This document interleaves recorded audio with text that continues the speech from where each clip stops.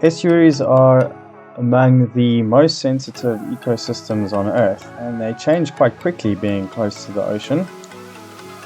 So with drawing data and Geographic Information Systems software, we can actually quantify the changes in these environments extremely quickly and very accurately.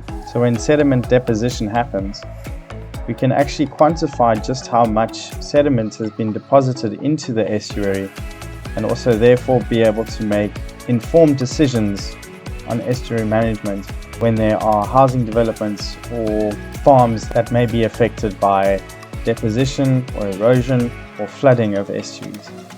We can also very closely monitor the areas of where deposition or erosion have occurred, and also understand just how many meters of material have been added or removed from the environment.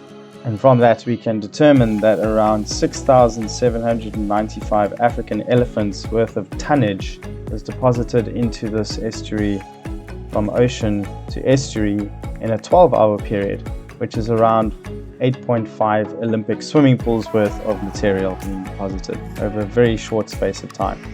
We can also have a look at the vegetation health around the edges of the estuary at the same time using indice models.